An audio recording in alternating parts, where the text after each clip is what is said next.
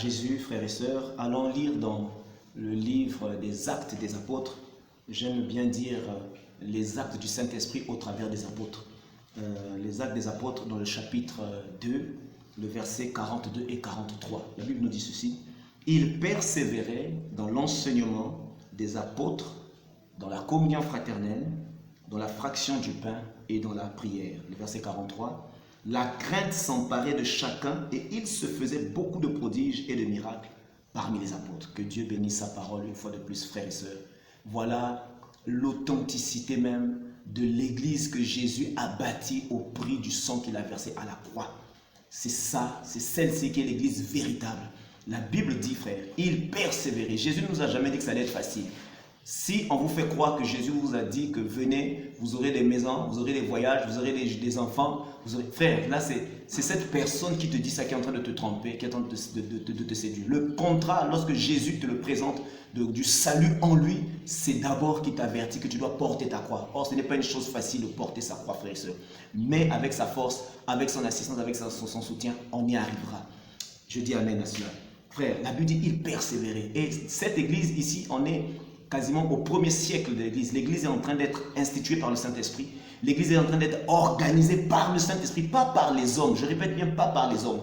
C'est le Saint-Esprit qui est ici le chef de l'église, frères et sœurs. Là, vous allez le lire lorsque vous allez lire l'histoire de Ananias et Saphira dans Acte 5. Lorsque Pierre est en train de réprimander le couple, Pierre va dire tu as voulu tromper le Saint-Esprit. Pas moi, Pierre, parce que je suis l'ancien de l'église. Non, tu as voulu tromper le Saint-Esprit, frères et sœurs. Donc, ce n'est pas l'homme, ce n'est pas Pierre qui était le chef de l'église, c'était le Saint-Esprit qui était ici en train d'organiser, d'instituer, d'investir l'église de toute son autorité. Et la Bible dit que voilà les activités fondamentales et principales que nous devons retrouver dans l'église, frères et sœurs. Les enseignements des apôtres, la communion fraternelle, la fraction du pain et la prière. Pourra faire l'objet d'un enseignement plus détaillé prochainement. Frère, c'était les 4 activités principales qui régissaient les rencontres et le fonctionnement de l'église primitive.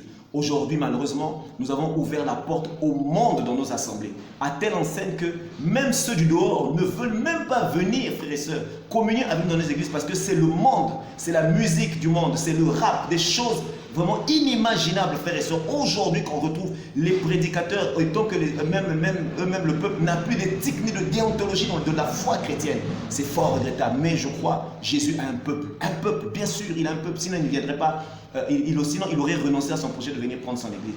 Et la Bible dit que, au verset 43, la crainte s'emparait. Voilà une denrée qui est devenue rare, frères et sœurs, la crainte.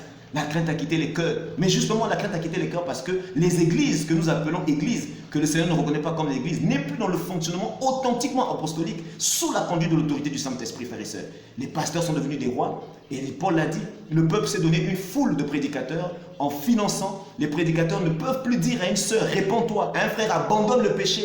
De dire, parce que bon, la sœur finance le pasteur, même si elle est deuxième femme d'un ministre, ou deuxième femme de ceci, cela, ou bien que le frère, et parce qu'il a un poste avancé au trésor, je ne sais où, on ne peut pas lui dire la vérité, frères et sœurs, que c'est un magouilleur, que c'est un voleur là où il travaille, frères et sœurs. Non, non, non, non, non, revenons dans la vérité. Si nous voulons voir la puissance de Jésus dans nos églises, ramenons ce que les apôtres faisaient. Il n'y avait pas ce que nous voyons aujourd'hui, je ne veux pas m'étaler sur cette liste, c'est tellement, vraiment, excusez-moi, triste de voir ce qu'aujourd'hui nous tolérons dans nos églises, frères et sœurs. Et nous revenons à ce que les apôtres ont fait. Ils persévéraient, ce n'était pas facile, mais ils y sont arrivés jusqu'à ce que l'évangile nous parvienne aujourd'hui avec toutes les phases et les époques de tribulation qu'a connu la foi et même la Bible elle-même, ce livre de la Bible. La Bible dit que ce n'est que c'est dans ces conditions de persévérance, dans la fraction du pain, la prière, la communion fraternelle, frères et sœurs, les enseignements des apôtres, que la crainte commençait à naître dans les cœurs. La crainte, frères et sœurs, une denrée qui est devenue rare. Les chrétiens n'ont plus la crainte de Dieu. J'ai entendu dire une fois, un païen dire à un chrétien, à quelqu'un, une personne qui disait chrétienne, il dit, si toi tu vas au ciel, c'est que moi aussi j'irai au ciel. Il n'a pas tort, parce que tu tiens la Bible tous les jours. Tu te fais passer pour une chrétienne, mais les œuvres que tu produis sont des œuvres du monde. Frères et sœurs, ressaisissons-nous dans l'humilité. C'est le temps de nous ressaisir, de nous repentir, afin que le Seigneur seul soit glorifié. Effaçons-nous, frères et sœurs, effaçons-nous, prédicateurs. Arrêtez avec vos affiches où on ne voit que vous, où on ne voit que vos titres, vos beaux costumes. On ne veut pas voir ça, on veut voir Jésus. Parlez-nous de Jésus, frère, car les gens sont en train de mourir dans leur maison. Faites des évangélisations de porte à porte. Vous allez voir les réalités que vivent aujourd'hui, même les gens dans ce pays et dans le monde entier, frères et sœurs. Les gens ont besoin de Jésus. On n'a pas besoin de de vos onctions. On a besoin de Jésus, un point, un trait. Que Dieu vous bénisse et j'espère que cela va interpeller la conscience de bon nombre. Que le Seigneur vous bénisse.